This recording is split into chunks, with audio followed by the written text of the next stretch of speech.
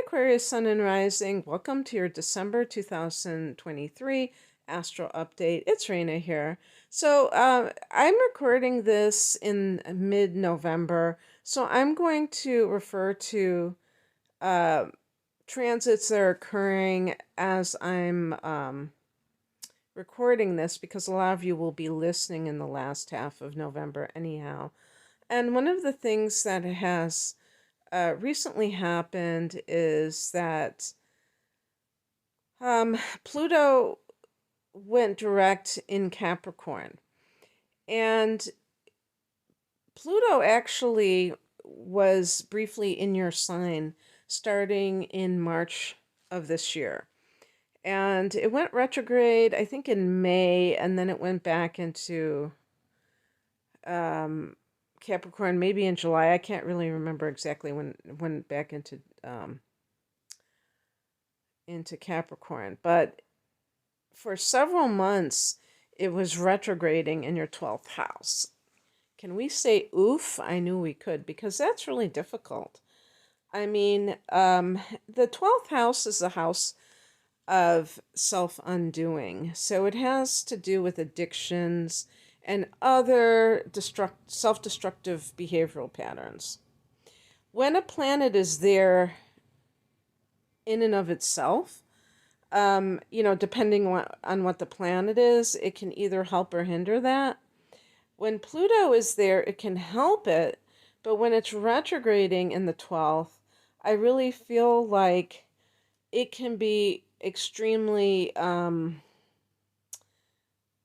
trying emotionally or, painful, especially for a sign like Aquarius that doesn't really want to get all messy emotionally. The 12th house is a water house because it's Pisces domain. So, this isn't necessarily your cup of tea to deal with these issues, but things may have presented themselves to you that they're almost like pretty hard lessons that you've had to learn.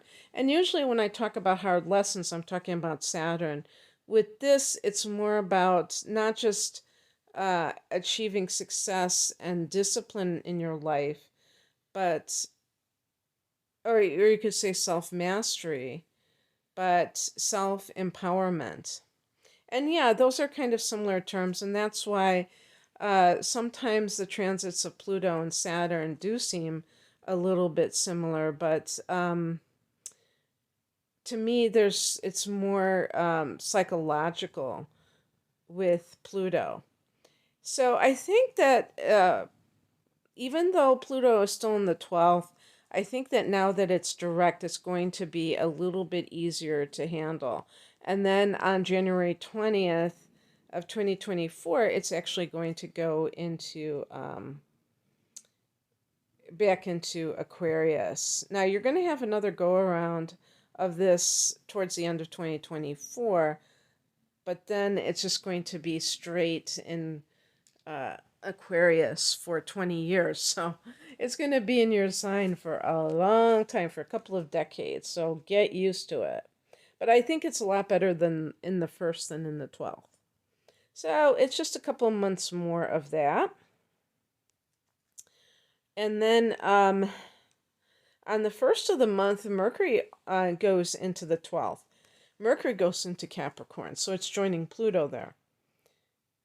Mercury, deals with the mind, and your form of communication, your form of thinking is not going to be linear, rational. It's going to be more introspective and more mystical or irrational.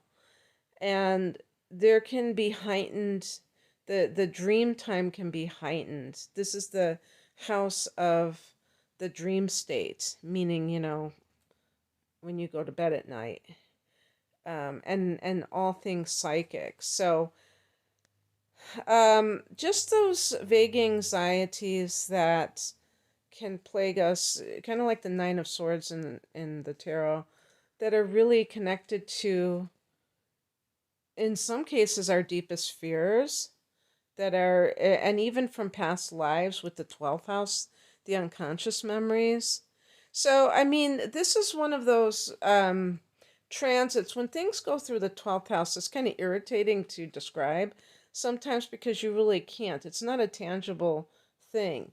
It can be, that's why I said vague anxieties, because you can't really pinpoint anything. You may be picking up on other people very easily because you're, planets that are transiting through the psychic house, even Pluto, even though Pluto isn't a personal planet, but when it's going through the 12th, maybe it heightens your uh, ability to your empathic abilities, and Mercury as well, an intuitive mind. Um, on the 4th, Venus goes into Scorpio, which is your 10th house of career. So Venus in the 10th can be getting a raise. And if you are actually looking for a raise, Venus in the 10th can get you in good with your boss or other authority figures, maybe the CEO or the head of the company, because Venus can give you charm, and the 10th house can be authority figures. This can make you popular with the public in some way. On the 6th, Neptune goes direct at almost 25 degrees of Pisces, your second house of earned income. So with Neptune having been in this area for probably a dozen years, or almost a dozen years, some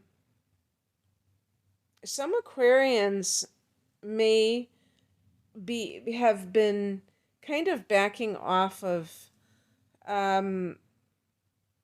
being too concerned about their cash flow.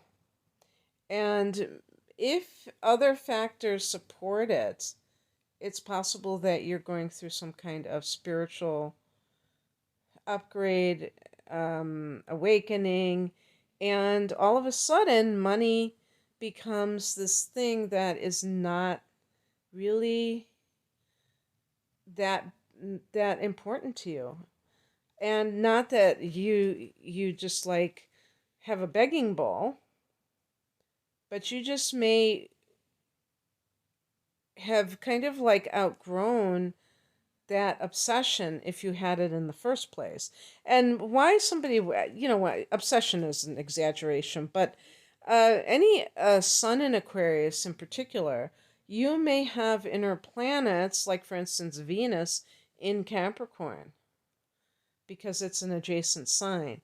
And the reason that I'm singling out Capricorn is because it's an earth sign connected to the 10th house of career, and it can be very interested in uh, things of this world, especially, as it pertains to career. And obviously, money is connected to career.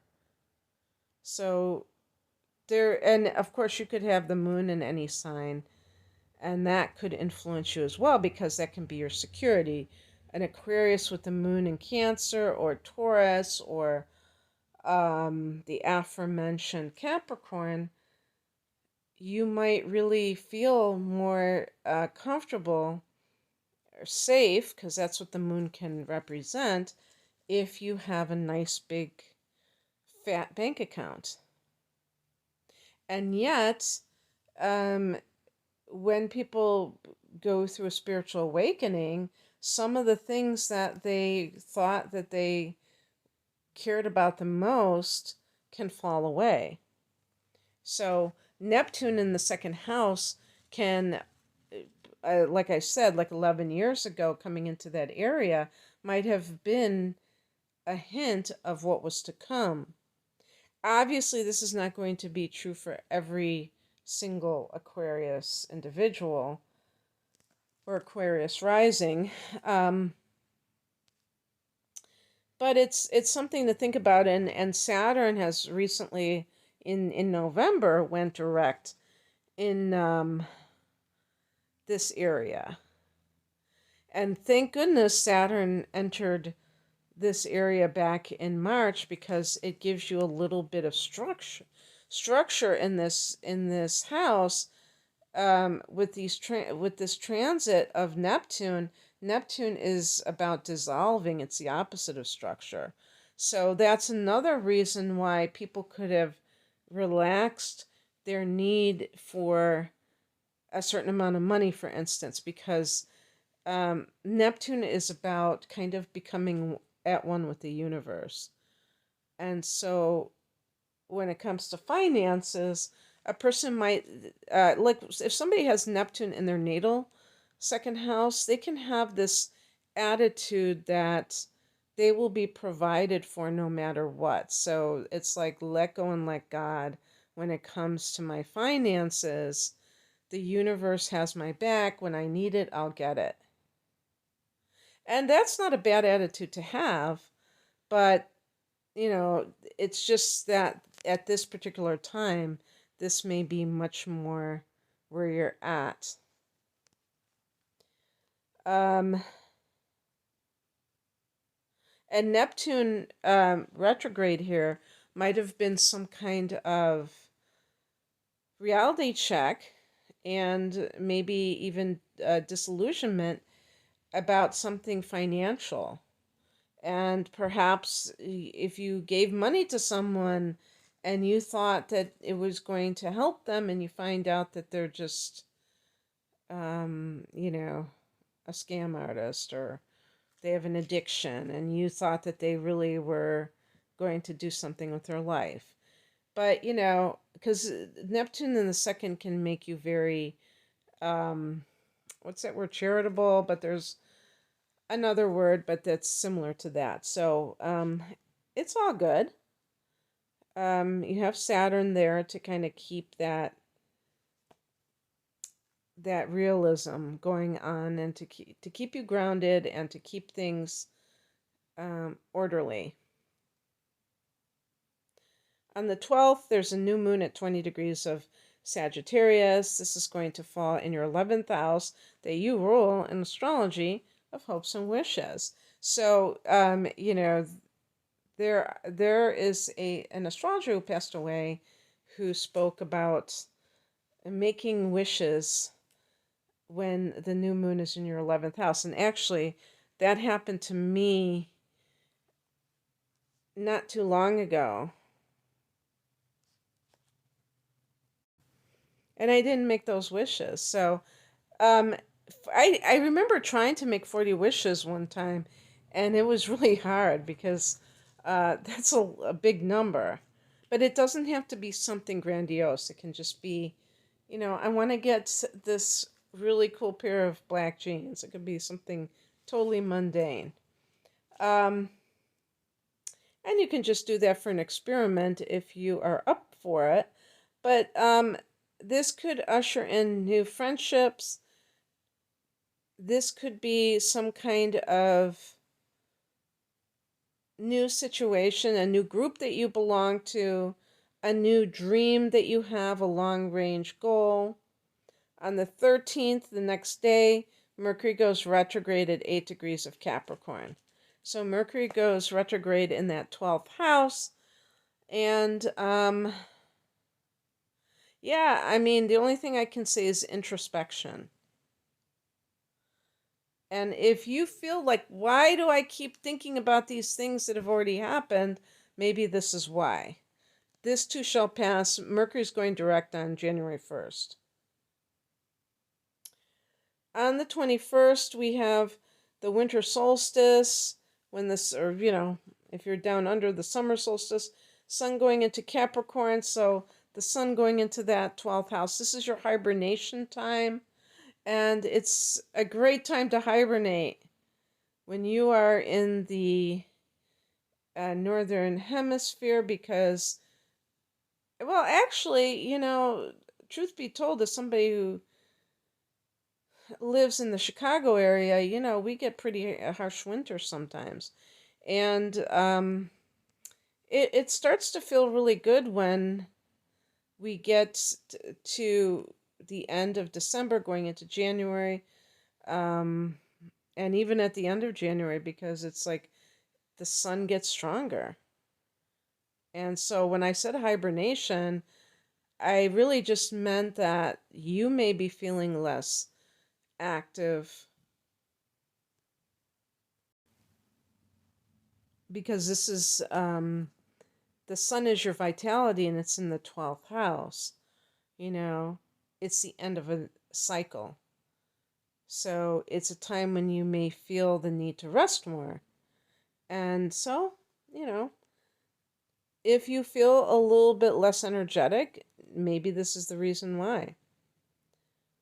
On the 26th, we have the full moon at almost 5 degrees of Cancer.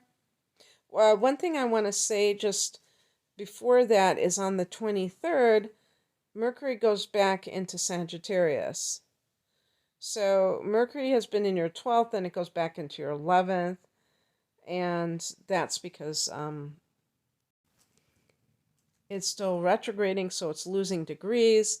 When it's in your 11th house, you know,